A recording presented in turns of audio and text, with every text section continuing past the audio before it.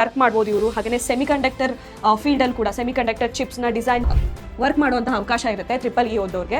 Okay, so ಇವರಿಗೆ ಇರುವಂತಹ major industry engineer, so ವೆಹಿಕಲ್ಸ್ನ ಡೆವಲಪ್ ಮಾಡೋದಾಗಿರ್ಬೋದು, ಏರೋಸ್ಪೇಸ್ ಇಂಜಿನಿಯರಿಂಗ್, ಸೊ ಇಲ್ಲೂ ಕೂಡ ಅವ್ರಿಗೆ ಕೆರೆಕ್ಟ್ ಮಾಡುವಂತಹ ಅವಕಾಶ ಇರುತ್ತೆ.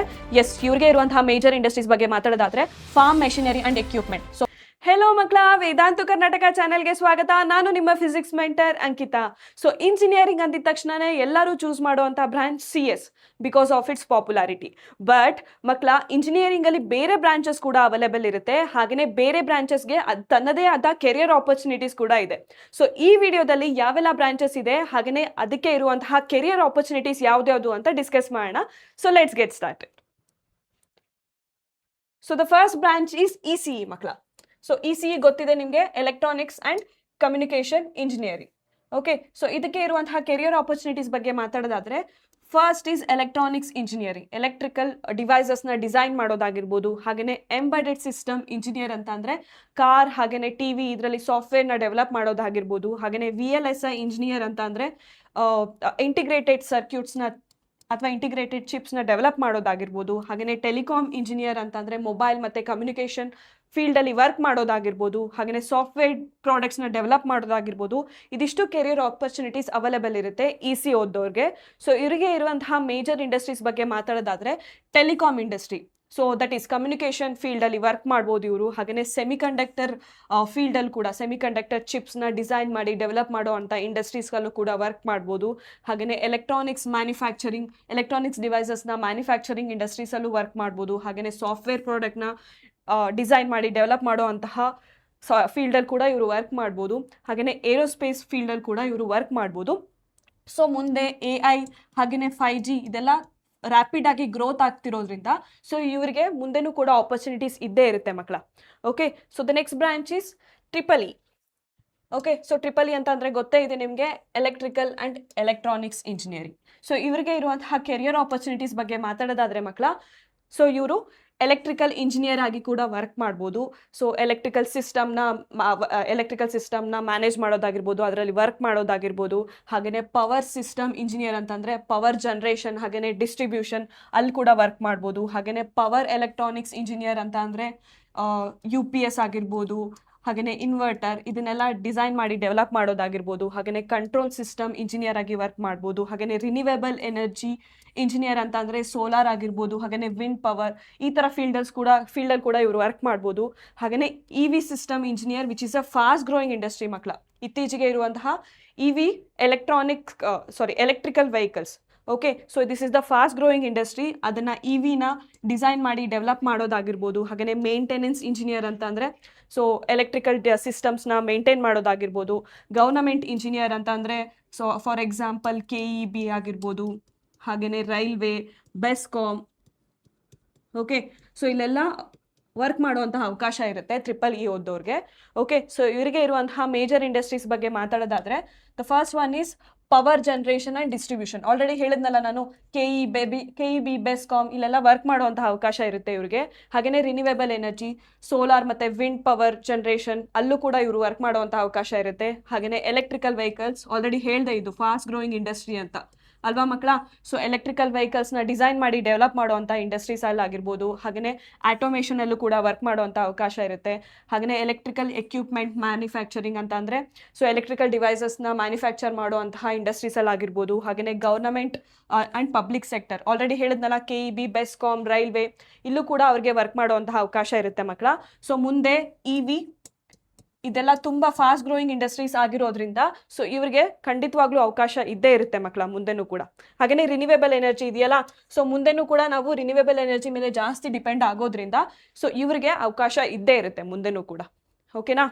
So the next branch is mechanical engineering. Okay, so mechanical ಇಂಜಿನಿಯರಿಗೆ ಇರುವಂತಹ ಕೆರಿಯರ್ ಆಪರ್ಚುನಿಟೀಸ್ ಇಷ್ಟು. That is design engineer. Okay, so ಮೆಷಿನ್ಸ್ನ ಡಿಸೈನ್ ಮಾಡಿ ಡೆವಲಪ್ ಮಾಡೋದಾಗಿರ್ಬೋದು. ಹಾಗೆಯೇ manufacturing engineer, production engineer, so ಈ ಮೆಷಿನ್ಸ್ನ ಡೆವಲಪ್ ಮಾಡೋದಾಗಿರ್ಬೋದು. ಕ್ವಾಲಿಟಿ ಇಂಜಿನಿಯರ್ ಅಂತ ಅಂದರೆ ಸೊ ಮೆಷಿನ್ಸ್ನ ಕ್ವಾಲಿಟಿನ ಚೆಕ್ ಮಾಡೋದಾಗಿರ್ಬೋದು. ಹಾಗೆಯೇ ಮೇಂಟೆನೆನ್ಸ್ ಇಂಜಿನಿಯರ್ ಅಂತಂದರೆ ಮೆಷಿನ್ಸ್ನ ಮೇಂಟೈನ್ ಮಾಡೋದಾಗಿರ್ಬೋದು. ಹಾಗೆಯೇ ರೋಬೋಟಿಕ್ಸ್ ಇಂಜಿನಿಯರ್, ಇದು very important which is a fast growing industry ಅಂತ ಹೇಳ್ಬೋದು. Okay, fast growing industry robotics. So ಈ ರೋಬೋಟಿಕ್ಸ್ನ ಡೆವಲಪ್ ಮಾಡೋದಾಗಿರ್ಬೋದು, ಆಟೋಮೊಬೈಲ್ ಇಂಜಿನಿಯರ್, ಸೊ ವೆಹಿಕಲ್ಸ್ನ ಡೆವಲಪ್ ಮಾಡೋದಾಗಿರ್ಬೋದು, ಏರೋಸ್ಪೇಸ್ ಇಂಜಿನಿಯರಿಂಗ್. ಸೊ ಇಲ್ಲೂ ಕೂಡ ಅವ್ರಿಗೆ ಕೆರಿಯರ್ ಆಪರ್ಚುನಿಟೀಸ್ ಇದ್ದೇ ಇರುತ್ತೆ ಮಕ್ಕಳ. ಸೊ ಇವರಿಗೆ ಇರುವಂತಹ ಮೇಜರ್ ಇಂಡಸ್ಟ್ರೀಸ್ ಬಗ್ಗೆ ಮಾತಾಡೋದಾದ್ರೆ ಆಟೋಮೊಬೈಲ್ ಇಂಜಿನಿಯರ್, ಅದೇ ಹೇಳಿದ್ನಲ್ಲ, ವೆಹಿಕಲ್ಸ್ನ ಡಿಸೈನ್ ಮಾಡಿ ಡೆವಲಪ್ ಮಾಡುವಂಥ ಇಂಡಸ್ಟ್ರೀಸಲ್ಲಿ, ಹಾಗೆಯೇ ಏರೋಸ್ಪೇಸ್ ಏವಿಯೇಷನ್ ಇಂಡಸ್ಟ್ರೀಸಲ್ಲಿ, ಮ್ಯಾನುಫ್ಯಾಕ್ಚರಿಂಗ್ ಆ್ಯಂಡ್ ಪ್ರೊಡಕ್ಷನ್, ಮೆಷಿನ್ಸ್ನ ಮ್ಯಾನುಫ್ಯಾಕ್ಚರ್ ಮಾಡಿ ಪ್ರೊಡಕ್ಷನ್ ಮಾಡುವಂಥ ಫೀಲ್ಡ್ಸಲ್ಲಿ, ಹಾಗೆಯೇ ರೋಬೋಟಿಕ್ಸ್ ಆಲ್ರೆಡಿ ಹೇಳಿದೆ which is a fast growing industries ಅಂತ. ಸೊ ಹಾಗೆಯೇ ಇಂಡಸ್ಟ್ರಿಯಲ್ ಮೆಷಿನರಿ ಈ ಇಂಡಸ್ಟ್ರೀಸಲ್ಲಿ, ಹಾಗೆಯೇ energy and power plants. So ಇಲ್ಲೂ ಕೂಡ ಅವರಿಗೆ ವರ್ಕ್ ಮಾಡುವಂತಹ ಅವಕಾಶ ಇರುತ್ತೆ. ಸೊ ಮುಂದೆನೂ ಕೂಡ ನಾವು ಆಲ್ರೆಡಿ ಹೇಳಿರೋ ಹಾಗೆ ಎಲೆಕ್ಟ್ರಿಕಲ್ ವೆಹಿಕಲ್ಸ್ ಮೇಲೆ ಡಿಪೆಂಡ್ ಆಗ್ತಿರೋದ್ರಿಂದ ಇದನ್ನು ಡಿಸೈನ್ ಮಾಡಿ ಡೆವಲಪ್ ಮಾಡೋದಕ್ಕಾಗಿರ್ಬೋದು ಇವರು ಬೇಕಾಗಿರೋದ್ರಿಂದ ಸೊ ಇವರಿಗೆ ಕೆರಿಯರ್ ಆಪರ್ಚುನಿಟೀಸ್ ಇದ್ದೇ ಇರುತ್ತೆ ಮುಂದೆನೂ ಕೂಡ. ಓಕೆನಾ ಮಕ್ಕಳ? So the next branch is civil engineering. Okay, so ಎಲ್ಲ ಕಡೆನೂ ನಮಗೆ ಇನ್ಫ್ರಾಸ್ಟ್ರಕ್ಚರ್ ಬೇಕೇ ಬೇಕು, ಹೌದಲ್ವಾ? ಇನ್ಫ್ರಾಸ್ಟ್ರಕ್ಚರ್ ಬೇಕೇ ಬೇಕು ಅಂತಂದರೆ ಇವ್ರು ಬೇಕೇ ಬೇಕು, ಸಿವಿಲ್ ಇಂಜಿನಿಯರ್. ಓಕೆನಾ? ಸೊ ಇವರಿಗೆ ಇರುವಂತಹ ಕೆರಿಯರ್ ಆಪರ್ಚುನಿಟೀಸ್ ಬಗ್ಗೆ ಮಾತಾಡೋದಾದರೆ ಸಿವಿಲ್ ಇಂಜಿನಿಯರಿಂಗ್ ಯಾವುದೇ ಥರದ ಬಿಲ್ಡಿಂಗ್ನ ಡಿಸೈನ್ ಮಾಡಿ ಡೆವಲಪ್ ಮಾಡೋದಾಗಿರ್ಬೋದು, ಹಾಗೆಯೇ ಸ್ಟ್ರಕ್ಚರಲ್ ಇಂಜಿನಿಯರ್ ಪ್ಲ್ಯಾನ್ನ ಎಕ್ಸಿಕ್ಯೂಟ್ ಮಾಡೋದಾಗಿರ್ಬೋದು, ಸೈಟ್ ಇಂಜಿನಿಯರ್ ಸೈಟಲ್ಲಿ ಏನೆಲ್ಲ ವರ್ಕ್ ನಡೀತಿದೆ ಅದನ್ನು ನೋಡ್ಕೊಳ್ಳೋದಾಗಿರ್ಬೋದು, ಹಾಗೆಯೇ ಕನ್ಸ್ಟ್ರಕ್ಷನ್ ಇಂಜಿನಿಯರ್ ರೋಡ್ ಆಗಿರ್ಬೋದು, ಹಾಗೆಯೇ ಬ್ರಿಡ್ಜ್ ಆಗಿರ್ಬೋದು, ಅದನ್ನು ಕನ್ಸ್ಟ್ರಕ್ಟ್ ಮಾಡೋದಕ್ಕಾಗಿರ್ಬೋದು, ಹಾಗೆಯೇ ಟ್ರಾನ್ಸ್ಪೋರ್ಟೇಷನ್ ಇಂಜಿನಿಯರ್ ಅಂತಂದರೆ ಆಲ್ರೆಡಿ ಹೇಳಿದೆ ನಾನು, ರೋಡ್ ಬ್ರಿಡ್ಜಸ್ ಇದನ್ನು ಡಿಸೈನ್ ಮಾಡಿ ಎಕ್ಸಿಕ್ಯೂಟ್ ಮಾಡೋದಾಗಿರ್ಬೋದು, ಹಾಗೆಯೇ ಜಿಯೋ ಟೆಕ್ನಿಕಲ್ ಇಂಜಿನಿಯರ್ ಅಂತಂದರೆ ಸಾಯಿಲ್ ಕ್ವಾಲಿಟಿನ ನೋಡಿಕೊಂಡು ಫೌಂಡೇಶನ್ನ ಡೆವಲಪ್ ಮಾಡೋದಾಗಿರ್ಬೋದು, ಹಾಗೆಯೇ ಪ್ರಾಜೆಕ್ಟ್ ಇಂಜಿನಿಯರ್ ಆಗಿ, ಹಾಗೆಯೇ ಗವರ್ನಮೆಂಟ್ ಇಂಜಿನಿಯರ್ ಆಗಿ. ಓಕೆ, ಸೊ ಆಲ್ರೆಡಿ ಗೊತ್ತಿದೆ PWD ಇಲ್ಲೆಲ್ಲ ಅವಕಾಶ ಇರುತ್ತೆ ಸಿವಿಲ್ ಇಂಜಿನಿಯರಿಂಗ್ ಓದ್ದವ್ರಿಗೆ. ಓಕೆ, ಸೊ ಇದಿಷ್ಟು ಕೆರಿಯರ್ ಆಪರ್ಚುನಿಟೀಸ್ ಇರುತ್ತೆ ಸಿವಿಲ್ ಇಂಜಿನಿಯರ್ ಮಾಡಿದವ್ರಿಗೆ. ಓಕೆ, ಸೊ ಇವರಿಗೆ ಇರುವಂತಹ ಮೇಜರ್ ಇಂಡಸ್ಟ್ರೀಸ್ ಬಗ್ಗೆ ಮಾತಾಡೋದಾದರೆ so the first one is construction and real estates. So ಬಿಲ್ಡಿಂಗ್ನ ಡಿಸೈನ್ ಮಾಡಿ ಡೆವಲಪ್ ಮಾಡೋದಕ್ಕೆ ಬೇಕೇ ಬೇಕು, ಹಾಗೆಯೇ ಹೈವೇಸ್ನ ಡೆವಲಪ್ ಮಾಡೋದಕ್ಕೆ ರೋಡ್ ಪ್ರಾಜೆಕ್ಟ್ಸಲ್ಲಿ ಕೂಡ ಇವರು ಸಿವಿಲ್ ಇಂಜಿನಿಯರ್ಸ್ ಬೇಕೇ ಬೇಕು, ಹಾಗೆಯೇ ಮೆಟ್ರೋ ರೈಲ್ವೆ ಪ್ರಾಜೆಕ್ಟ್ಸಲ್ಲೂ ಕೂಡ ಸಿವಿಲ್ ಇಂಜಿನಿಯರ್ಸ್ ಬೇಕೇ ಬೇಕು. ಇನ್ನು ಬ್ರಿಡ್ಜ್ ಇನ್ಫ್ರಾಸ್ಟ್ರಕ್ಚರ್ನ ಡೆವಲಪ್ ಮಾಡೋದಕ್ಕೆ ಬೇಕು, ಹಾಗೆಯೇ water resources and irrigation, for example ಡ್ಯಾಮ್ನ ಎಲ್ಲ ಕನ್ಸ್ಟ್ರಕ್ಟ್ ಮಾಡೋದಕ್ಕೆ ಸಿವಿಲ್ ಇಂಜಿನಿಯರ್ಸ್ನ ಬೇಕೇ ಬೇಕಾಗಿದೆ. ಹಾಗೆಯೇ ಅರ್ಬನ್ ಡೆವಲಪ್ಮೆಂಟ್, ಹಾಗೆಯೇ ಸ್ಮಾರ್ಟ್ ಸಿಟಿ ಪ್ಲಾನಿಂಗ್ ಮಾಡೋದಕ್ಕೂ ಕೂಡ ಸಿವಿಲ್ ಇಂಜಿನಿಯರ್ಸ್ ಬೇಕೇ ಬೇಕು. ಸೊ ಮುಂದೆನೂ ಕೂಡ ಇನ್ಫ್ರಾಸ್ಟ್ರಕ್ಚರ್ ಬೇಕು, ರೋಡ್ ಬೇಕು, ಸ್ಮಾರ್ಟ್ ಸಿಟಿ ಬೇಕು, ಹಾಗಾಗಿ ಸಿವಿಲ್ ಇಂಜಿನಿಯರ್ಸ್ಗೆ ಯಾವಾಗಲೂ ಕೂಡ ಅವಕಾಶ ಇದ್ದೇ ಇರುತ್ತೆ ಮಕ್ಕಳ. Okay, so the next branch is biotechnology. Okay, so ಇವರಿಗೆ ಇರುವಂತಹ ಕೆರಿಯರ್ ಆಪರ್ಚುನಿಟೀಸ್ ಬಗ್ಗೆ ಮಾತಾಡೋದಾದರೆ the first one is biotechnologist. Okay, so bio ಪ್ರಾಡಕ್ಟ್ಸ್ನ ಡೆವಲಪ್ ಮಾಡೋದಾಗಿರ್ಬೋದು. ಓಕೆ, ಇನ್ನು ರಿಸರ್ಚ್ ಅಸೋಸಿಯೇಟ್ ಸೈಂಟಿಸ್ಟ್ ಆಗು ಕೂಡ ವರ್ಕ್ ಮಾಡ್ಬೋದು, ಹಾಗೆಯೇ ಕ್ಲಿನಿಕಲ್ ರಿಸರ್ಚ್ ಪ್ರೊಫೆಷ್ನಲ್ ಆಗಿ, ಕ್ವಾಲಿಟಿ ಕಂಟ್ರೋಲ್ ಅನಾಲಿಸಿಸ್ ಬಯೋ ಪ್ರಾಡಕ್ಟ್ನ ಕ್ವಾಲಿಟಿನ ಚೆಕ್ ಮಾಡೋದಾಗಿರ್ಬೋದು, ಹಾಗೆಯೇ ಬಯೋ ಪ್ರೊಸೆಸ್ ಇಂಜಿನಿಯರ್ ಆಗಿ, ಹಾಗೆಯೇ ಫಾರ್ಮಾ ಕಂಪ್ನಿಲಿ ಓಕೆ ಸೊ ಡ್ರಗ್ನ ಡೆವಲಪ್ ಮಾಡೋದಾಗಿರ್ಬೋದು, ಅಲ್ಲೂ ಕೂಡ ಇವರು ವರ್ಕ್ ಮಾಡ್ಬೋದು. ಹಾಗೆಯೇ ಲ್ಯಾಬ್ರೇಟರಿ ಅನಲಿಸ್ಟ್ ಅಂತ ಅಂದರೆ ಓಕೆ ಸೊ ಲ್ಯಾಬ್ ಟೆಸ್ಟಿಂಗ್ ಇಲ್ಲೂ ಕೂಡ ಅವ್ರಿಗೆ ಅವಕಾಶ ಇರುತ್ತೆ, ಲ್ಯಾಬ್ ಟೆಸ್ಟಿಂಗ್ ಮತ್ತು ಅನಾಲಿಸಿಸ್ ಇಲ್ಲೂ ಕೂಡ ಅವ್ರಿಗೆ ಅವಕಾಶ ಇರುತ್ತೆ ಮಕ್ಕಳ. ಸೊ ಇವ್ರಿಗೆ ಇರುವಂತಹ ಮೇಜರ್ ಇಂಡಸ್ಟ್ರೀಸ್ ಬಗ್ಗೆ ಮಾತಾಡೋದಾದರೆ ಫಾರ್ಮಾ ಕಂಪ್ನಿಲಿ ಅದೇ ಹೇಳಿದ್ನಲ್ಲ, ಡ್ರಗ್ನ ಡೆವಲಪ್ ಮಾಡೋದಕ್ಕೆ ಇವರು ಬೇಕು, ಹಾಗೆಯೇ ರಿಸರ್ಚ್ ಆ್ಯಂಡ್ ಡೆವಲಪ್ಮೆಂಟ್ ಸೈಂಟಿಸ್ಟ್ ಆಗು ಕೂಡ ಇವರು ವರ್ಕ್ ಮಾಡ್ಬೋದು, ಹಾಗೆಯೇ health care and diagnosis so medical ಫೀಲ್ಡಲ್ಲೂ ಕೂಡ ಇವರಿಗೆ ಅವಕಾಶ ಇರುತ್ತೆ. ಹಾಗೆಯೇ ಬಯೋಟೆಕ್ನಾಲಜಿ ಕಂಪ್ನೀಸಲ್ಲೂ ಕೂಡ ವರ್ಕ್ ಮಾಡ್ಬೋದು, ಹಾಗೆಯೇ ಅಗ್ರಿಕಲ್ಚರ್ ಬಯೋಟೆಕ್ನಾಲಜೀಸ್ ಸೊ ಬಯೋಟೆಕ್ನಾಲಜಿ ಪ್ರಾಡಕ್ಟ್ಸ್ನ ಅಗ್ರಿಕಲ್ಚರ್ನ ಡೆವಲಪ್ ಮಾಡೋದಕ್ಕೆ ಹೇಗೆ ತೊಗೊಂಬರೋದು ಅಲ್ಲೂ ಕೂಡ ಇವರು ವರ್ಕ್ ಮಾಡ್ಬೋದು. ಹಾಗೆಯೇ ಎನ್ವಿರಾನ್ಮೆಂಟಲ್ ಬಯೋಟೆಕ್ನಾಲಜಿ ಪೊಲ್ಯೂಷನ್ನ ಕಂಟ್ರೋಲ್ ಮಾಡೋಕ್ಕೆ ಬೇಕಾಗಿರುವಂತಹ ಪ್ರಾಡಕ್ಟ್ಸ್ನ ಡೆವಲಪ್ ಮಾಡೋದಾಗಿರ್ಬೋದು. ಇದಿಷ್ಟು ಮೇಜರ್ ಇಂಡಸ್ಟ್ರೀಸ್ ಇರುತ್ತೆ ಬಯೋಟೆಕ್ನಾಲಜಿ ಓದೋರಿಗೆ ಮಕ್ಕಳ. ಸೊ ಮುಂದೆನೂ ಕೂಡ ವ್ಯಾಕ್ಸಿನ್ ಆಗಿರ್ಬೋದು, ಓಕೆ ಸೊ ಮೆಡಿಸಿನ್, ಸೊ ಇದರಲ್ಲೆಲ್ಲ ರಿಸರ್ಚ್ ಮಾಡಬೇಕಾಗಿರೋದ್ರಿಂದ, ಇದನ್ನೆಲ್ಲ ಡೆವಲಪ್ ಮಾಡಬೇಕಾಗಿರೋದ್ರಿಂದ ಸೊ ಮುಂದೆನೂ ಕೂಡ ಇವರಿಗೆ ಅವಕಾಶ ಇದ್ದೇ ಇರುತ್ತೆ ಮಕ್ಕಳ. Okay, yes, so the next branch is agriculture engineering. Okay, so ಇವರಿಗೆ ಇರುವಂತಹ ಕೆರಿಯರ್ ಆಪರ್ಚುನಿಟೀಸ್ ಬಗ್ಗೆ ಮಾತಾಡೋದಾದರೆ so that is agriculture engineer. So ಟೆಕ್ನಾಲಜಿನ ಯೂಸ್ ಮಾಡಿಕೊಂಡು ಫಾರ್ಮಿಂಗ್ನ ಹೇಗೆ ಇಂಪ್ರೂವ್ ಮಾಡೋದಾಗಿರ್ಬೋದು. ಓಕೆ, ಸೊ ಇನ್ನು ಇರಿಗೇಷನ್ ಇಂಜಿನಿಯರ್ ಅಂತಂದರೆ ವಾಟರ್ ಕನ್ಸರ್ವೇಷನ್ ಹೇಗೆ ಮಾಡೋದು ಅನ್ನೋದಾಗಿರ್ಬೋದು. ಹಾಗೆಯೇ ಫಾರ್ಮ್ ಮೆಷಿನರಿ ಇಂಜಿನಿಯರ್ ಅಂತ ಅಂದರೆ ಸೊ ಫಾರ್ಮ್ಗೆ ಬೇಕಾಗಿರುವಂತಹ ಮೆಷಿನರೀಸ್ನ ಡಿಸೈನ್ ಮಾಡಿ ಡೆವಲಪ್ ಮಾಡೋದಾಗಿರ್ಬೋದು. ಹಾಗೆಯೇ ಅಗ್ರಿಕಲ್ಚರ್ ಪ್ರಾಜೆಕ್ಟ್ ಇಂಜಿನಿಯರ್ ಆಗಿ ಕೂಡ ವರ್ಕ್ ಮಾಡ್ಬೋದು. ಹಾಗೆಯೇ soil water conservation engineer, soil ವಾಟರ್ನ ಕನ್ಸರ್ವ್ ಮಾಡೋದು ಹೇಗೆ ಅನ್ನೋದಾಗಿರ್ಬೋದು. ಹಾಗೆಯೇ ಫುಡ್ ಇಂಡಸ್ಟ್ರೀಸಲ್ಲೂ ಕೂಡ ಇವರು ವರ್ಕ್ ಮಾಡುವಂಥ ಅವಕಾಶ ಇರುತ್ತೆ. ಹಾಗೆಯೇ ಅಗ್ರಿಟೆಕ್ ಪ್ರೊಫೆಷನಲ್ಸ್ ಆಗೂ ಕೂಡ ವರ್ಕ್ ಮಾಡ್ಬೋದು. ಹಾಗೆಯೇ ಗವರ್ನಮೆಂಟ್ ಅಗ್ರಿಕಲ್ಚರ್ ಆಫೀಸಸ್, ಅಗ್ರಿಕಲ್ಚರ್ ಡಿಪಾರ್ಟ್ಮೆಂಟಲ್ಲಿ ಕೂಡ ಇವರು ವರ್ಕ್ ಮಾಡುವಂತಹ ಅವಕಾಶ ಇರುತ್ತೆ. ಎಸ್, ಇವ್ರಿಗೆ ಇರುವಂತಹ ಮೇಜರ್ ಇಂಡಸ್ಟ್ರೀಸ್ ಬಗ್ಗೆ ಮಾತಾಡೋದಾದ್ರೆ farm machinery and equipment. So ಫಾರ್ಮ್ಗೆ ಬೇಕಾಗಿರುವಂತಹ ಮೆಷಿನ್ಸ್ನ ಡಿಸೈನ್ ಮಾಡಿ ಡೆವಲಪ್ ಮಾಡೋದಾಗಿರ್ಬೋದು. ಹಾಗೆಯೇ ಸೊ ವಾಟರ್ ಕನ್ಸರ್ವೇಷನ್ಸ್ನ ಅದಕ್ಕೆ ಬೇಕಾಗಿರುವಂತಹ ಫೀಲ್ಡಲ್ಲಿ ವರ್ಕ್ ಮಾಡೋದಾಗಿರ್ಬೋದು. ಹಾಗೆಯೇ ಅಗ್ರಿಟೆಕ್ ಸ್ಮಾರ್ಟ್ ಫಾರ್ಮಿಂಗಲ್ಲಿ ಕೂಡ ವರ್ಕ್ ಮಾಡ್ಬೋದು. ಹಾಗೆಯೇ ಫುಡ್ ಫೀಲ್ಡಲ್ಲಿ ಕೂಡ ವರ್ಕ್ ಮಾಡ್ಬೋದು. ಇವರು ಅಗ್ರಿಕಲ್ಚರ್ ರಿಸರ್ಚರ್ ಆಗಿ ಕೂಡ ವರ್ಕ್ ಮಾಡ್ಬೋದು. ಹಾಗೆಯೇ government agriculture department, so already ಹೇಳಿರೋ ಹಾಗೆ ಅಗ್ರಿಕಲ್ಚರ್ ಡಿಪಾರ್ಟ್ಮೆಂಟಲ್ಲಿ ಕೂಡ ಇವರಿಗೆ ವರ್ಕ್ ಮಾಡುವಂಥ ಅವಕಾಶ ಇರುತ್ತೆ. ಸೊ ಮುಂದೆನೂ ಕೂಡ ಸೊ ಅಗ್ರಿಕಲ್ಚರ್ ಬೇಕೇ ಬೇಕಾಗಿರೋದ್ರಿಂದ ಸೊ ಇದರಲ್ಲಿ ಇಂಪ್ರೂವ್ಮೆಂಟ್ ತರೋದಕ್ಕೆ ಸೊ ಈ ಬ್ರಾಂಚ್ ಓದಿರೋರು ಬೇಕೇ ಬೇಕು. ಹಾಗಾಗಿ ಅವಾಗಲೂ ಕೂಡ ಇವ್ರಿಗೆ ಅವಕಾಶ ಇದ್ದೇ ಇರುತ್ತೆ ಮಕ್ಕಳ. Okay, so the next branch is information science.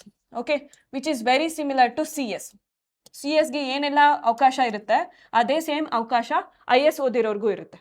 Okay, so career opportunities ಬಗ್ಗೆ ಮಾತಾಡೋದಾದ್ರೆ ಸಾಫ್ಟ್ವೇರ್ ಡೆವಲಪರ್, ಸೊ ಸಾಫ್ಟ್ವೇರ್ ಪ್ರಾಡಕ್ಟ್ಸ್ನ ಡೆವಲಪ್ ಮಾಡೋದಾಗಿರ್ಬೋದು. ಫುಲ್ ಸ್ಟ್ಯಾಕ್ ಡೆವಲಪರ್, ಹಾಗೆಯೇ ಡೇಟಾ ಅನಲಿಸ್ಟ್, ಸೊ ಡೇಟಾನ ಅನಲೈಸ್ ಮಾಡುವಂಥದ್ದು ಆಪರ್ಚುನಿಟೀಸ್ ಆಗಿರ್ಬೋದು. ಹಾಗೆಯೇ ಕ್ಲೌಡ್ ಇಂಜಿನಿಯರ್ ಆಗಿ, ಸಿಸ್ಟಮ್ ಇಂಜಿನಿಯರ್ ಆಗಿ ಸಿಸ್ಟಮ್ನ ಮ್ಯಾನೇಜ್ ಮಾಡೋದಾಗಿರ್ಬೋದು. ಹಾಗೆಯೇ ಡೇಟಾ ಬೇಸ್ ಅಡ್ಮಿನಿಸ್ಟ್ರೇಟರ್ ಆಗಿ. ಓಕೆ, ಸೊ ಇದಿಷ್ಟು ಕೂಡ ಅವ್ರಿಗೆ ಅವಕಾಶ ಇರುತ್ತೆ ಮಕ್ಕಳ. So very similar to CS ಗೆ ಏನೆಲ್ಲ ಅವಕಾಶ ಇರುತ್ತೆ ಅದೇ ಅವಕಾಶ ಇವ್ರಿಗೂ ಕೂಡ ಇರುತ್ತೆ. ಓಕೆ, ಸೊ ಇನ್ನು ಮೇಜರ್ ಇಂಡಸ್ಟ್ರೀಸ್ ಬಗ್ಗೆ ಮಾತಾಡೋದಾದ್ರೆ ಸಾಫ್ಟ್ವೇರ್ ಡೆವಲಪ್ಮೆಂಟ್, ಸಾಫ್ಟ್ವೇರ್ ಪ್ರಾಡಕ್ಟ್ಸ್ನ ಡೆವಲಪ್ ಮಾಡೋದಾಗಿರ್ಬೋದು. ಕ್ಲೌಡ್ ಕಂಪ್ಯೂಟಿಂಗಲ್ಲಿ ಆಗಿರ್ಬೋದು, ಡೇಟಾ ಅನಲಿಸ್ಟ್ ಆಗಿ ಆಗಿರ್ಬೋದು. Fintech, that is ಬ್ಯಾಂಕಿಂಗಲ್ಲಿ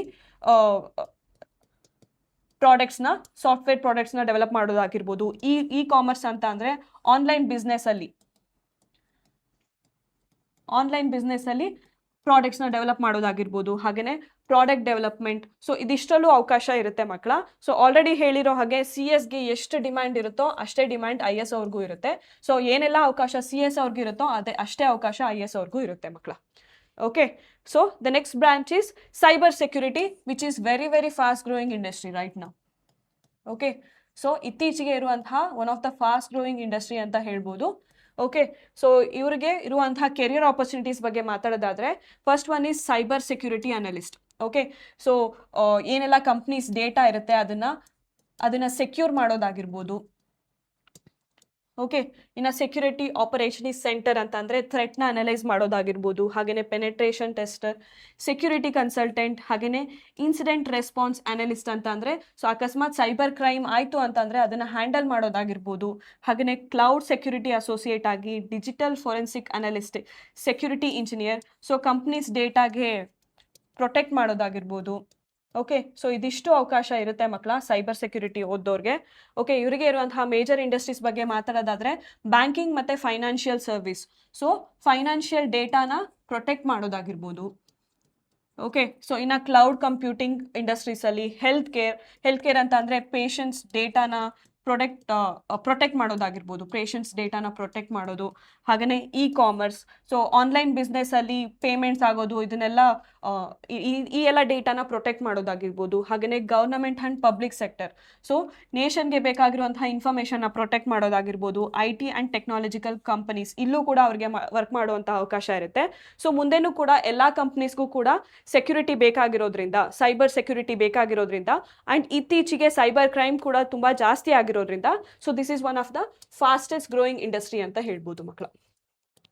okay, yes, so I hope ಈ ವಿಡಿಯೋದಲ್ಲಿ ನಿಮಗೆ ಯಾವೆಲ್ಲ ಬ್ರಾಂಚಸ್ ಇದೆ ಹಾಗೆಯೇ ಯಾವೆಲ್ಲ ಬ್ರಾಂಚಸ್ಗೆ ಏನೆಲ್ಲ ಕೆರಿಯರ್ ಆಪರ್ಚುನಿಟೀಸ್ ಇದೆ ಅನ್ನೋದು ಅರ್ಥ ಆಗಿದೆ ಅಂತ ಅಂದ್ಕೊಂಡಿದ್ದೀನಿ. ಆಟ್ ದ ಎಂಡ್ ಮಕ್ಕಳ, ನಿಮಗೆ ಯಾವುದ್ರ ಮೇಲೆ ಇಂಟ್ರೆಸ್ಟ್ ಇದೆ, ನಿಮ್ಮ ಪ್ಯಾಷನ್ ಏನು, ಹಾಗೆಯೇ ನಿಮ್ಮ ಫ್ಯೂಚರ್ ಗೋಲ್ ಏನು ಅನ್ನೋದ್ರ ಮೇಲೆ ನೀವು ಬ್ರಾಂಚ್ನ ಸೆಲೆಕ್ಟ್ ಮಾಡಿ ಅಂತ ಹೇಳ್ತೀನಿ. ಓಕೆ, ಸೊ ಇದೇ ರೀತಿ ಮತ್ತಷ್ಟು ಯೂಸ್ಫುಲ್ ಇನ್ಫಾರ್ಮೇಷನ್ಗೆ ನೀವು ಫಾಲೋ ಮಾಡಿ ವೇದಾಂತು ಕರ್ನಾಟಕ ಚಾನಲ್.